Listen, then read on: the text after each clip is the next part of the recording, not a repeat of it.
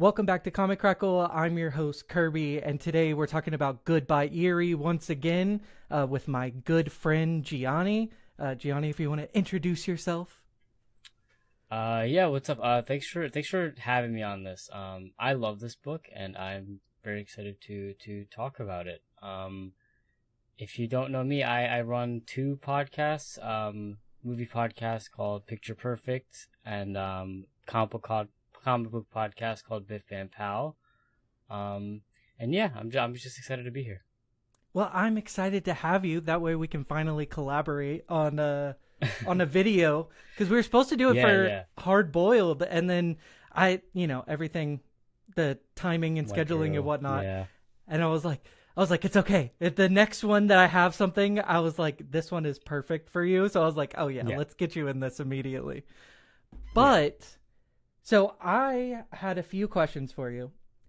When were you first aware of this book? What brought you to this book? I was just a big fan of Fujimoto, and I was just following everything he did. I, like most people, I want to say, that discovered this creator, started with Chainsaw Man.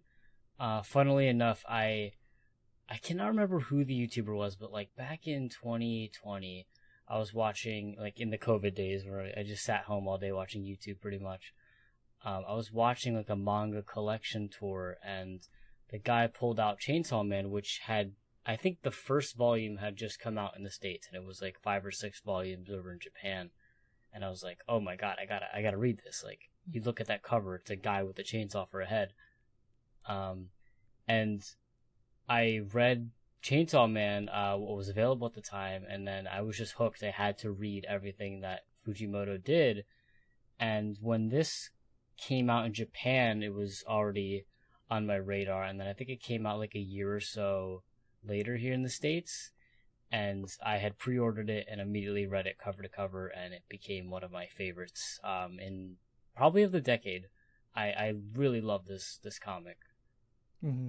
Well, the reason I thought of you immediately whenever I was reading through this book is the utilization and the focus on like filmmaking. Um, of Yeah. course, you having a movie podcast, but whenever I was like doing the research for the book, I had come upon Fujimoto was talking about how he's primarily influenced by like Korean cinema, and he highlights hmm The Chaser. If you're aware of that, 2008. Love that movie. Yeah. Okay. That movie's, yeah. So, yeah. Another reason why I love Fujimoto so much is he's got the language of comics and cinema. Like that those are his big influences. Very similar to Frank Quitely, who I think has the same kind of sensibilities where he knows how to blend cinematic language and comic book language. Um, First off, The Chaser, great film if you haven't seen it, is for the listeners out there or viewers. This is video. Um, The Chaser is a Na Hong Jin film. It's his first film. It's his debut. If you're from his most known film is The Wailing, and I think it's a very popular movie from I think like 2016. It was pretty big here in the States. And he also has a movie coming out this year called Hope, which just premiered at Cannes like a month or two ago. But yeah, I totally see the influence. That film is like it's fast paced.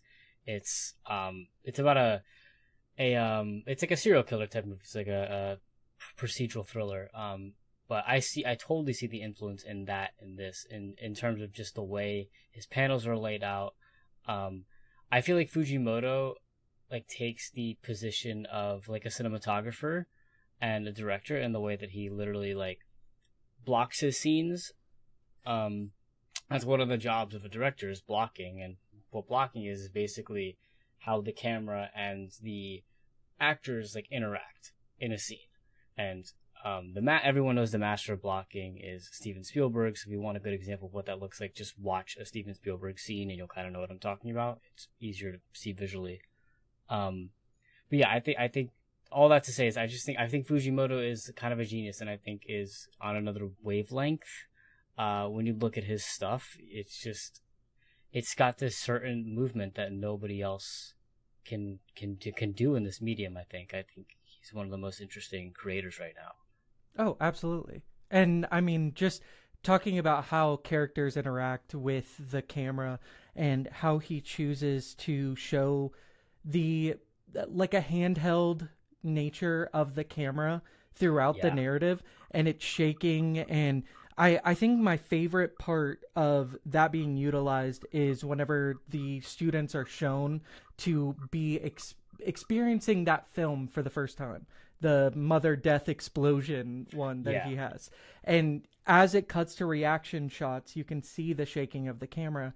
And I was taking a note of that, of how that can be interpreted of Yuta's anxiety flaring up with his hands becoming shaky. So of course the camera, how it's displaying the audience is going to be shaky, and how like that piece of character acting is so pivotal in something that's, you know, flying under the radar that somebody might not catch on the first go round, but it just adds to the layers of that narrative and really executing on all cylinders.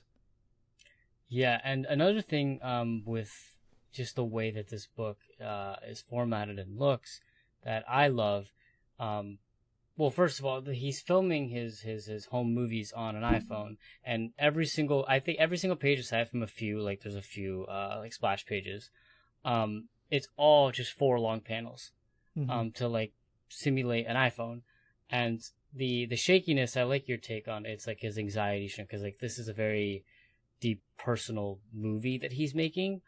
But I also just like it's literally just him moving the camera around, and I think Yeah. the blurry effect of that, it's such a great effect, and it's so immersive. Like you feel like you're actually watching him make the movie from his perspective. Um, and yeah, I love the use of first person in this too. It's such a great device. Especially once you get introduced to Eri. Like there's the scene, my favorite scenes in this whole book is when they're in her, I guess, basement or kind of shed with the projector watching movies, and there's the parts where it's just from his point of view, and you're looking at her, Mm-hmm. and she's just talking to him about movies and about how weird he is. And yeah, I love the way this book looks and the use of perspective, and just yeah, this book it's amazing. It just looks great. Yeah. Well, and I was doing the editing process, so I was basically clipping all of the panels and overlaying them on top of one another and just having like a quick effect. And I didn't realize how many subtle changes are between each of those panels, but it's like the lighting change, the slight facial expression change. He's still operating on a level that I didn't think was possible until that moment. And it's still blowing me away, and I've read it like 7 times at this point. Yeah, and uh I love the way that this book is paced too. It's very quick. Like you can read this in Mm, like 25 minutes. It's quick. The pace is really quick. Um and it's also it's I don't know, it's there's a lot of silent pages that are very cinematic, like you're saying, if you literally like, I mean, I don't know if no, I don't think everybody's going to like edit the pages together and like kind of something like that, but it has like it has like this flip book effect where if I feel like if you like cut out every single panel, especially on the silent pages, and just kind of do a flip book, it would act like that. Like I have a page pulled up here, where it's from his perspective, and he's breaking onto the roof of the building, and you look down, you see the parking lot, and the camera's just kind of moving up and down. Um, it's the scene where he meets Eri, where he's about to jump, mm, and he meets Eri. Um, and like, that could literally just operate as like a flip book, just the way that he draws it. And yeah, I think that, you know, I don't think that anybody portrays movement like he does. exactly. Um, there's stuff in Chainsaw Man. Like no matter what you think of Chainsaw Man, I know it's a little divisive among people. Some people really love it. Some people think that it's dumb as hell. I'm on the side of loving it. But nobody can deny how amazing the fight scenes are in Chainsaw Man. Hmm. Just the way he shows movement. He does the blurry effect in that book. Um, not in terms of like if you're looking at like a camera moving, but like the movement of the actual characters, and it just really adds to the effect of like the impact and all that of the fight scene. And yeah, I think he uses that same effect here, but for a completely different reason, and I really love that. Well, and talking about Chainsaw Man, I had made a note between this look back and Chainsaw Man, of course, that he deals with a lot of grief and talking about the experience and what a desire there is. Like, obviously, with Denji, he's like coming into puberty, and like it is juvenile in the way that it's presented. And, you know, I'm only on the Reze arc right now, so going forward, and I just got Shonen Jump, so I am going to be reading the rest before the show wraps up. Oh, and I love Fujimoto, but coming in to his work from Goodbye Eri, then Look Back, then Chainsaw Man, I can see that he's not this like juvenile creator. He's talking and able to present the characters through his perspective and the creator's perspective, and fully fleshing out the characters by having motivations that are so universal. Like, obviously, in Eri, it's grief, and in Look Back, it's dealing in grief and then what it means to be a creator. And then with Chainsaw Man, a lot of the motivations of characters are, I have something that I desire, how do I attain that goal? And blindsiders, blindsiding everything else, and shutting out the rest of the world. I have this goal, I want to attain it, and what does that do to your main character? And I think that it's something that he doesn't get credit for, because you can have a reading of Chainsaw Man where it's just like, oh, it's a teenager and he's like horny as hell, like why do we care about this character? But like, you have the maturity of these other books going into it. You have that knowledge that he's not just like this surface level like edgelord, and you jump into this book and you have such an appreciation for him as a creator overall, and you can trust him on where that story is going. And I feel like a lot of people kind of tuned out pretty early on in Chainsaw Man, just seeing a general perspective of where he was coming from and not having that other knowledge. So he's just one of those creators that you have to trust the process and just follow through, and then it'll be revealed to you, you know? Yeah. I also think that a lot of the Chainsaw Man criticism just comes from, one, not even really interacting with the material. Like, I know a lot of people criticize Chainsaw Man without even having read it. Like, it spells it out to you in like the first couple of chapters. Like, this is a kid that grew up not experiencing anything, and he's at the age of puberty.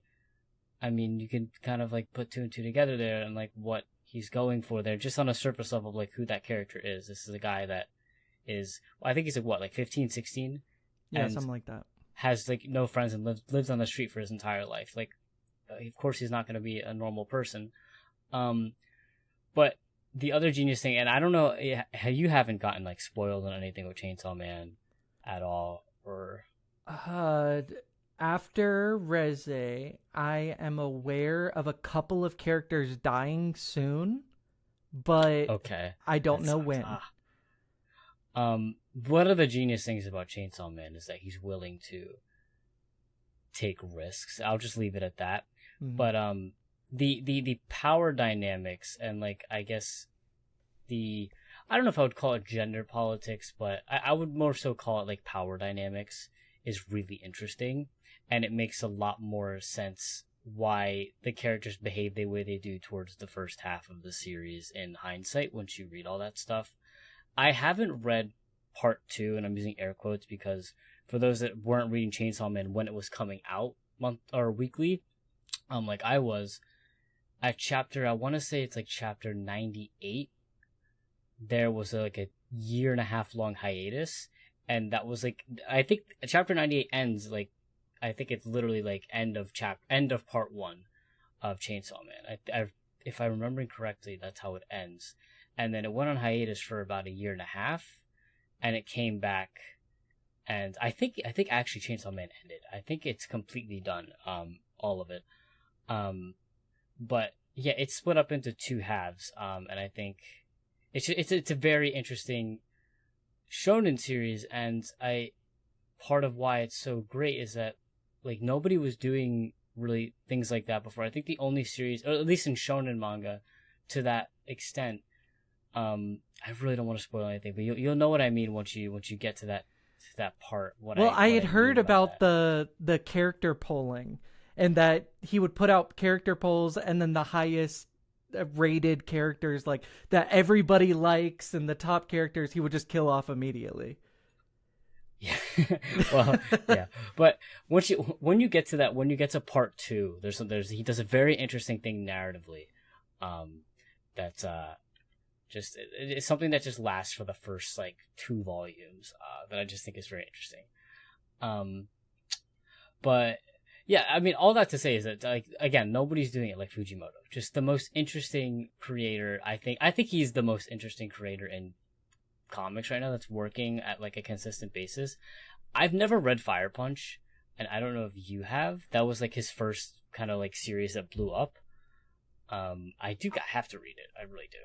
I wasn't interested in it until I was watching videos in preparation, basically trying to get like a understanding of Fujimoto's career up to this point, and the presentation of that story made me a lot more interested, because I thought it was kind of like shonen battle manga, like, oh, this guy has to be the best, and whatever.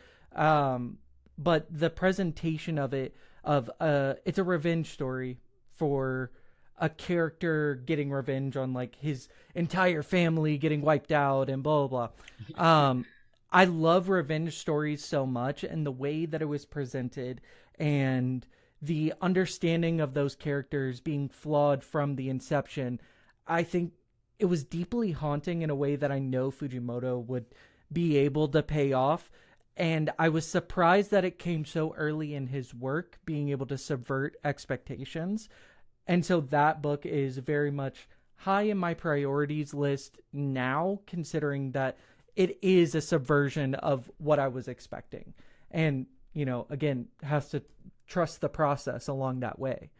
But, I think that something that he's great about is writing characters, and more specifically writing women in his stories, that gives them agency and depth. And it's something that's lost in a good amount of manga if you look back in like the early 2000s. And what just like comics in general didn't know that women were people until recently, apparently.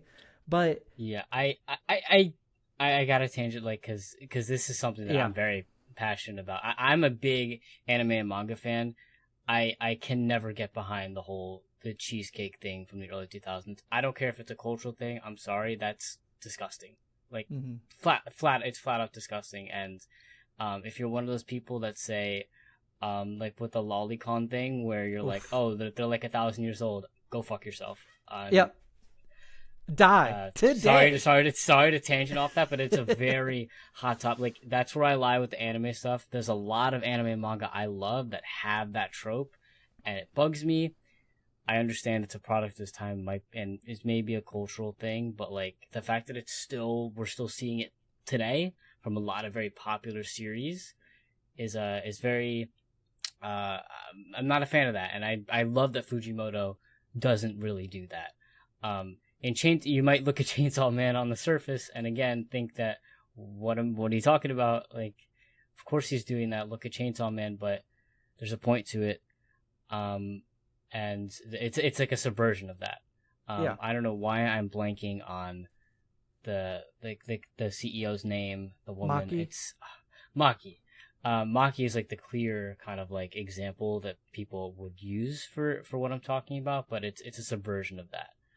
And I think you're right. I think he writes very interesting female characters. Especially Eri in this. She's like just a weirdo. Which is great. Well, and there's so many layers to Eri in this story as well, because I was talking to Evan about this before, and we got to the topic of how Eri is presented throughout the narrative. And you get to the point, obviously spoilers of whoever hasn't read it. I don't know why you're this deep in this video anyways. But you get up to the point where Eri passes away and Yuta is talking to their mutual friend. And the girl is basically like, you know, you presented her so well, but she was like kind of a bitch. And she wore glasses and a retainer, and that wasn't in anything that you presented up to this point. And he says, yeah, you know, she didn't want to shoot with it. So then you go back through the one shot. She never has glasses throughout the entirety of the narrative. As far as we know, she doesn't have a retainer. So this Eri is the one that is putting on a show for us. So we never truly met the real Eri in the way that the reveal of Yuta's mother doesn't come until the revelation with his father. So these women having complex perspectives, but even asking the question, is that the person that we met? Is the person that was on screen, quote unquote, or on the page that was presented, is that person the actual person that we met? Or is all of this just a facade? And that's why I love this comic so much, because this is a comic about making movies and the way we present ourselves, or the way that filmmakers like to present themselves in movies. And the difference between the person, you know, the actual person, and the character that they play. I love it. That's probably like my favorite twist in this. I guess you would call it a twist. But yeah, it's an amazing device. I love it. And I want to talk a little bit about, like, I guess, like, my kind of personal connection to this story, because I mean, this is my favorite of his kind of he does a lot of one shots. This is my favorite of his one shot. I mean, I don't really relate to like the darker aspects of this really. But when I was in high school, when I was in high school, I made like short films all the time. Like, I wrote screenplays, I made short films. My plan was to go to film school. That ultimately didn't work out. I shifted more towards being like a critic of sorts, and I want to go down that lane. But rereading this like a couple days ago to prepare for this, it really brought me back to those days, and kind of sparked something in me. Like I kind of want to do this again. And part of the fun of this is just watching two people be creative and make these films. I've never, and the opening of this book I've loved so much, because like I've never had people sit down in a theater and watch something that I made like that before, but it would be awesome to do that. And yeah, I love the whole filmmaking aspect to this. I love when they're sitting watching movies together, and she turns to him, she's like, no talking during movies, because I've done that. I've done that a lot.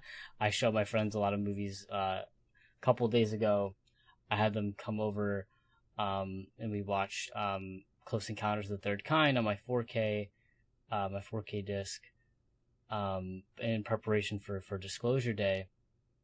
And yeah, reading this, it brought me right back to that moment a couple of days ago.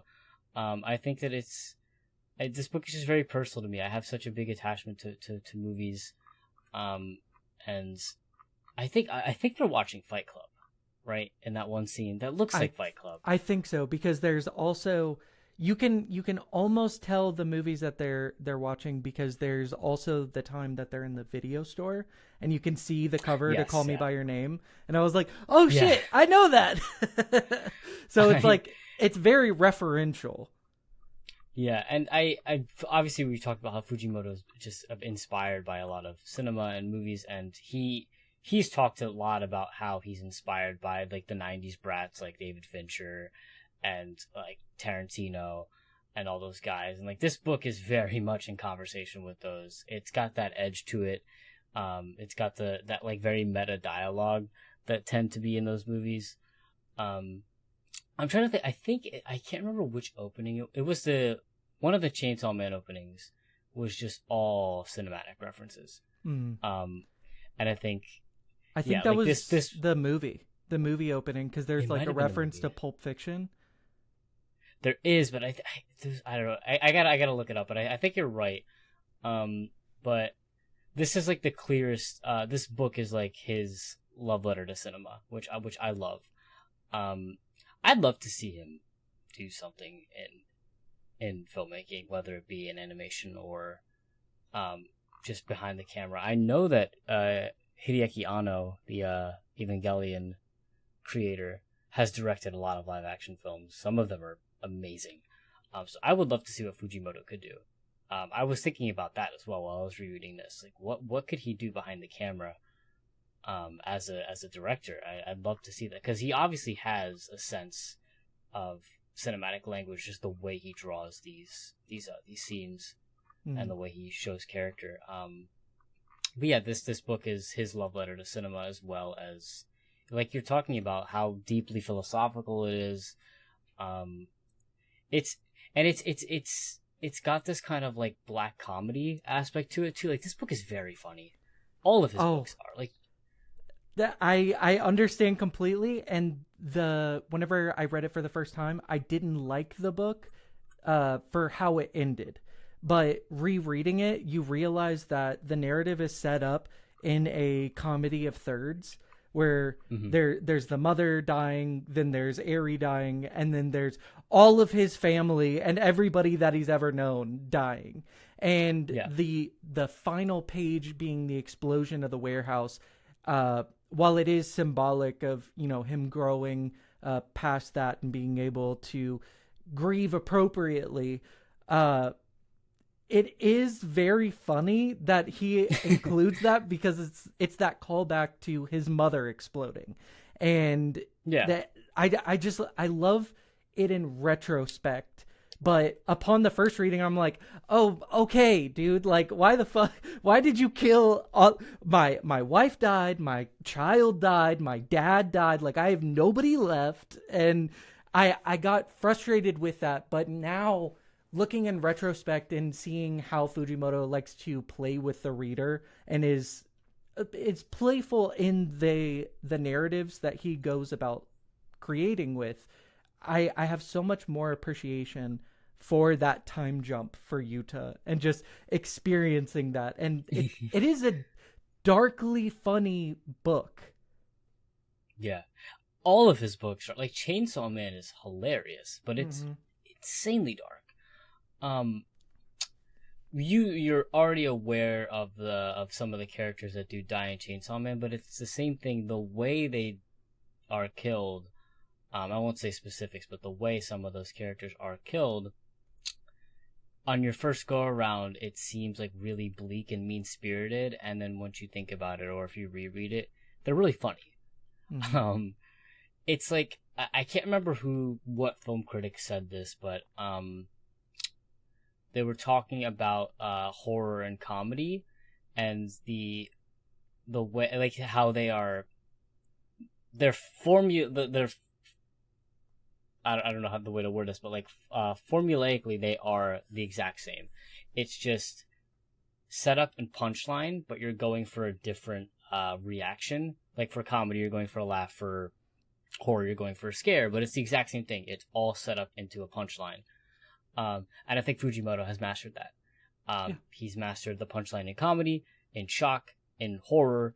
And I think that this is a great example of it working on multiple levels. Like, it's working as like a shock value, and then on reread or just, letting it sit with you, you're like, oh, that's actually really funny. Yeah. Like, the opening of this book is so funny. Like, he blows up his mom's building. Like, it's in a slow-mo. Like, it's multiple pages. It's really funny. It's so good. Well, and talking about like the comedy and horror, I mean, that's why we see the rise of some directors recently with like Jordan Peele and Zach Kreger, and then most recently, what's his name from Obsession? Curry Baker? Curry Barker, I think. Barker. Yeah, a lot of those guys have a comedy background. Yeah, Jordan Peele is the big standout to me, because I think he's the one that fully gets it. I think he's the most talented. We don't have to put other filmmakers down, but he's the one that gets it. I think that this Fujimoto's work and Jordan Peele's work are they're very similar. Mm-hmm. I get a very similar feel from the two of them. They're also, because I think they're also both like children of Spielberg, which you can really tell, especially when you watch Jordan Peele's movies, especially like something like Nope. I think that they both understand. They both have the feel of like an indie filmmaker mixing it with a blockbuster filmmaker, and you get that kind of like charismatic thing with it. Mm-hmm. Like Fujimoto, like he's popular. Like this is like an indie creator, like quote unquote indie creator in terms of like his sensibilities, but he's popular. He's very mainstream, and he knows it. He's got that kind of blockbuster sensibility as well, and I think he and Jordan Peele, that's like a good kind of like match right there. If you want to like double feature something, you read a Fujimoto book and then watch a Jordan Peele movie.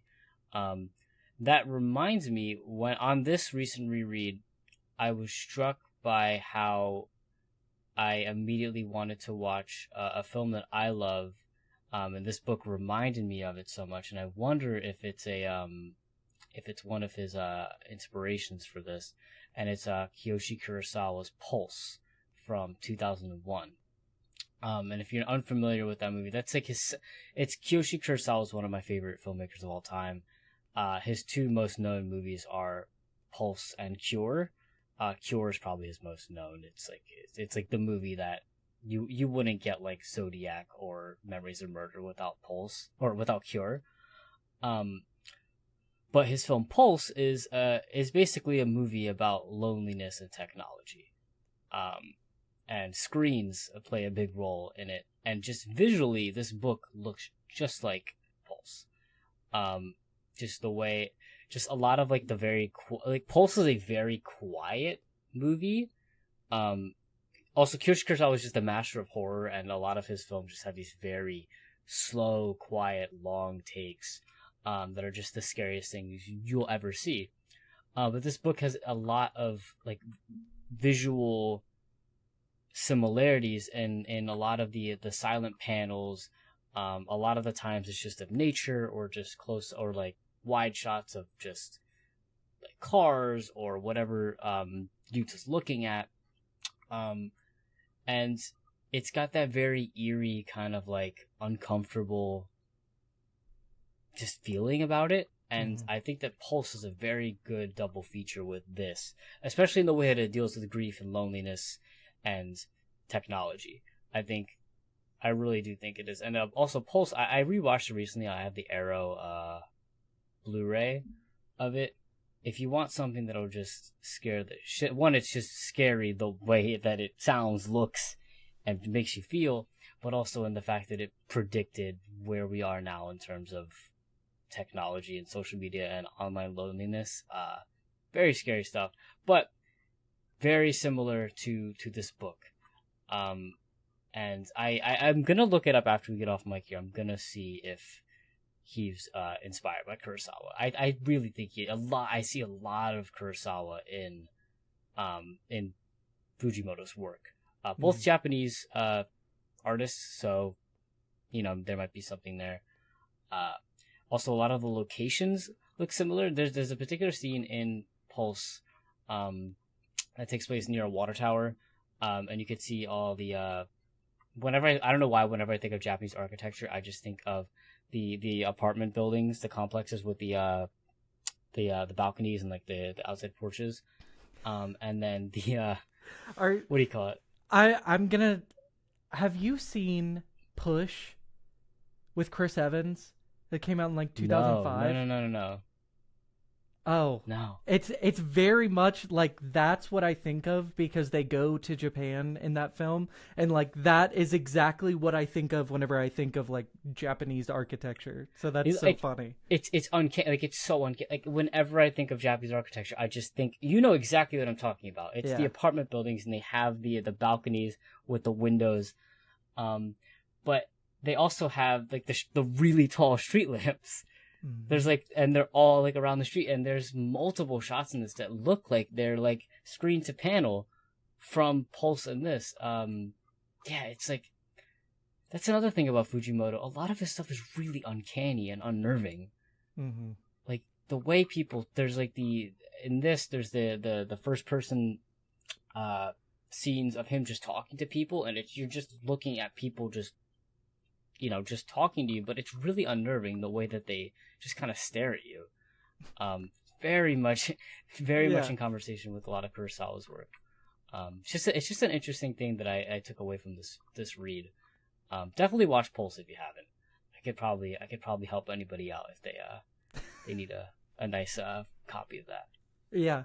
No, and that's why I wanted to bring you on, specifically because of the focus on Fujimoto and how much he relies on cinema and is influenced by it. And obviously it's a part of the narrative here, but looking at his other work, you can see that it's a core aspect of his influences. And I immediately thought of you, and I was like, oh, that would be a perfect time to get you in, because I'm just jazzed about this book right now. So might as well, have you on to talk about some film, because I'm trying to learn some more. So,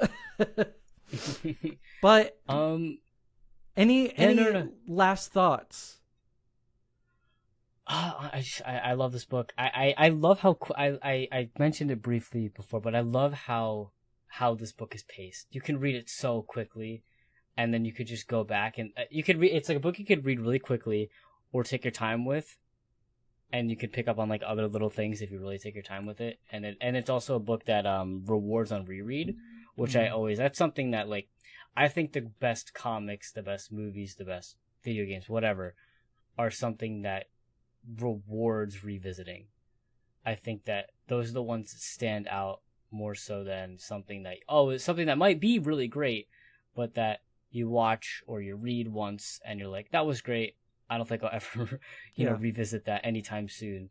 But like, this is a book, I read it in 2024, I think, when it came out here in the States, 2024, 2023, around that time.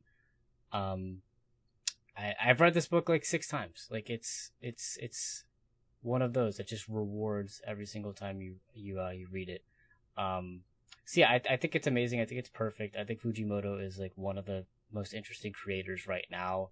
I think if you are watching this and haven't explored any of his work, I wouldn't start with this, honestly.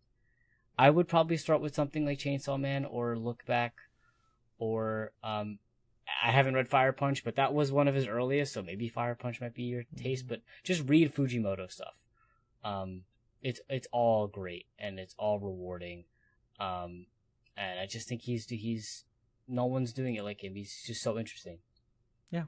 No, I agree 110%. Well, thank you so much for coming on. I didn't want to keep you over our time. So yeah, I have like 10 more minutes if you want to. Hey, I mean, we can talk about it. I wanted to get your opinion on the time skip. That was one thing that I definitely wanted to ask. Oh, I think it's an amazing device. Fujimoto does time skips a lot. I'll leave it at that because I don't want to get into specifics on like what he does with time skips, but I personally love a good time skip when it's utilized. How do I word this?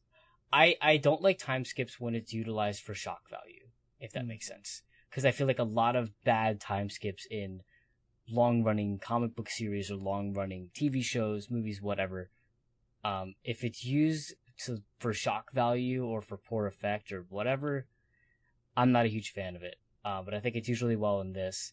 I think using a time skip to benefit whatever you're to benefit like to thematically benefit it, like this book does. I appreciate that. But yeah, I'm a big fan of the time skip in this. Mm-hmm. Also, it's just like, I feel like if the time skip wasn't there, this book would just be just kind of like spinning its wheels a little bit. Yeah. It's like a 150-page book. I think the time skip adds like it benefits from the time skip. I'm a big fan. Yeah. No, and I was like I was talking about earlier, I thought it was like almost a hat on a hat for how depressing it was. But I Mm-hmm. think it all builds up to that final page, and every you can't divorce the story without the final page, and we can't get Yeah. there without that time skip.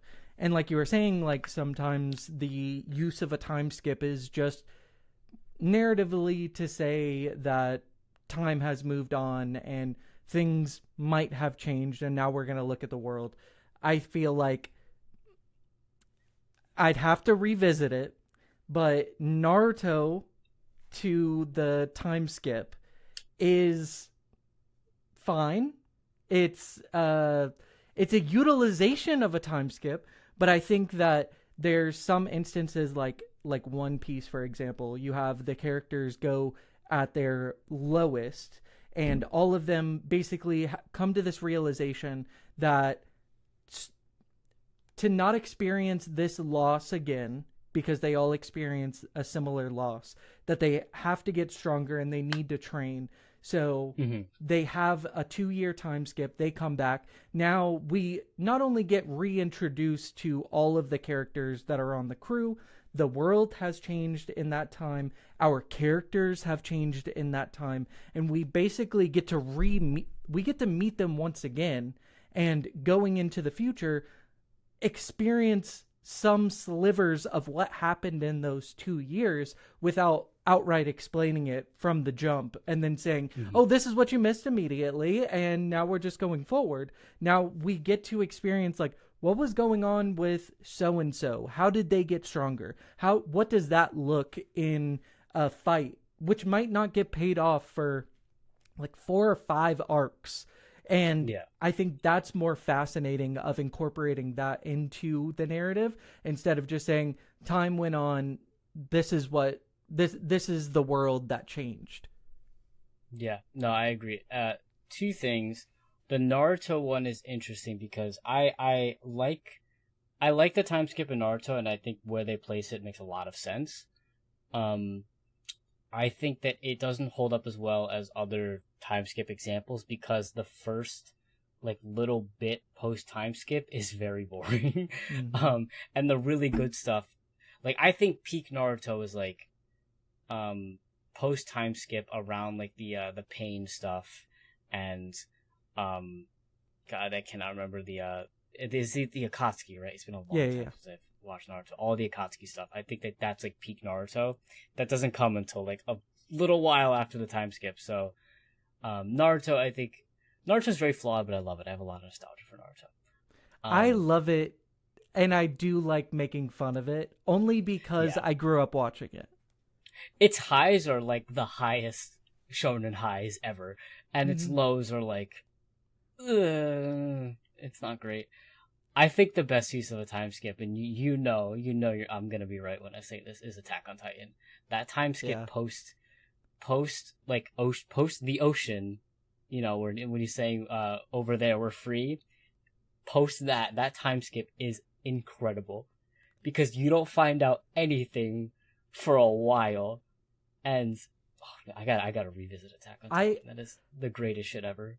Well, and you were the one that put me onto Attack on Titan, and the beginning of the time skip area, I was getting pissed because I I knew where we left off, and then we have the time skip, but it's not outright said on what we're doing or setting up these characters. So, and it's just a masterclass in getting us ingratiated to these new characters and then pulling the rug and saying, "Oh no, these are the people that our main characters that you've known for so long.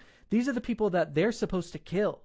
And I feel Yeah. like that reveal and going and watching the progression of Aaron over time as well, post time skip, you Is just understand why amazing. he's so flawed. He's LARPing as a fascist, which is just Yeah. amazing. It's that also that the ending is genius. The ending of Attack on Titan It's genius. I don't care what anybody says. It's amazing and holds up so well in the current internet age that we live in and the people that we prop up. We got to talk about Attack on Titan one day. We got to do an Attack on Titan pod. So I was reading Attack on Titan weekly. Was it weekly? I think it was weekly, bi-weekly, whatever. Manga schedules are weird. Yeah. But I was reading it as it was coming out, like post time skip. I jumped on the manga. It had already post time skip had already gone on for like a little bit. I hopped in before the Marley. Is it the Marley raid where Eren, like, spoilers, but it's where Eren pops out of the back of the stage. That chapter I read leading up to that. There was a huge like hiatus after that. It stopped for a while. So yeah. That last chapter. So the last page of that chapter is Eren bursting out of the back of it's the most hype thing ever. And if you've watched the show, if you've read the manga, you know exactly what I'm talking about. He bursts out of the back of the stage, and it went on hiatus for like a good 6 months. It like just the coolest thing ever. I love it. I gotta revisit Attack on Titan. I really do.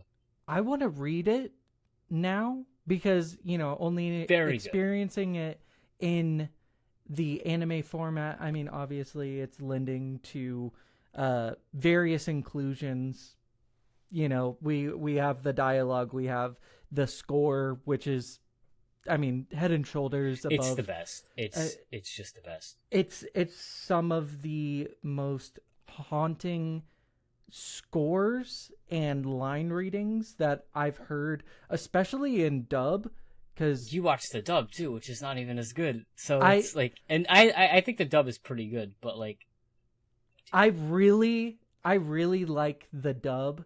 I can appreciate sub, but in Attack on Titan, I think that there are specific moments that you hear the line reading and it just shocks you to your core, and it's just like bone chilling, and it's like, yeah, golly, all right, Eren, I don't like you. I think when you rewatch it eventually, like a couple years down the line, whenever you decide to rewatch it, you should rewatch it in the original Japanese with the subtitles. Absolutely. I think specifically Eren's voice actor, it's like my favorite voice acting performance in anime. It's just incredible. Like it's amazing. I really like the manga.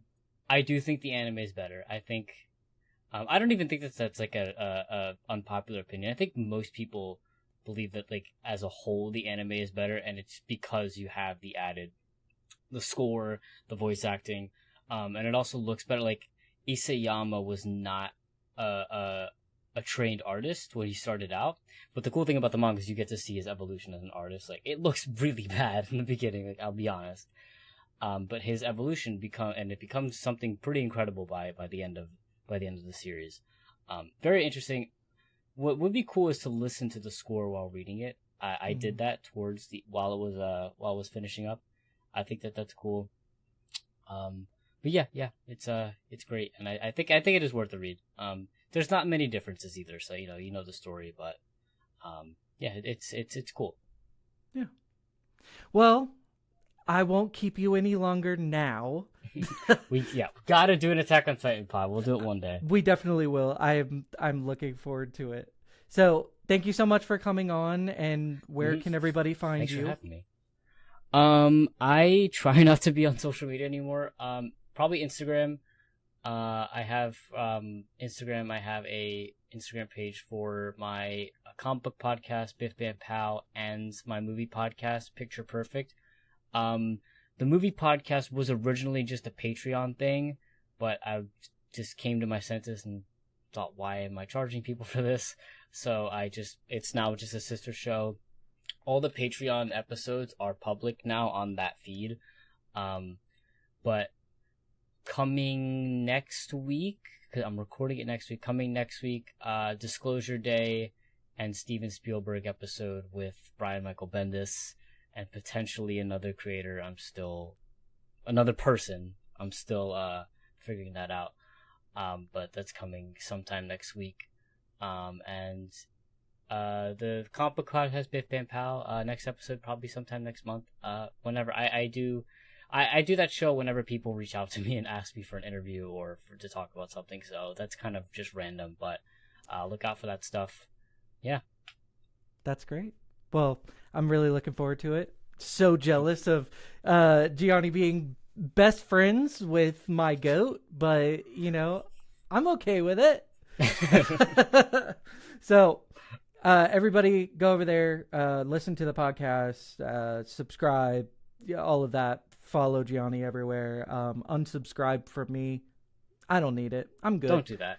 Listen, I've told you this before, you are like the shining example of what a comic book YouTuber is to me. Like what a good comic book YouTuber is. I watch your videos all the time. I'm a little behind just because I have no time in my life anymore. But I think like that's how we became friends, because I just discovered your YouTube channel and you on Twitter, and I was like, oh, this guy's videos rock. So you are like, to me, the shining example of what comic book YouTube should be. So yeah. Well, thank you. Well, thank you. Well, everybody else, go fuck yourself. You're not going to get any better endorsement than that. And I will not see you next time.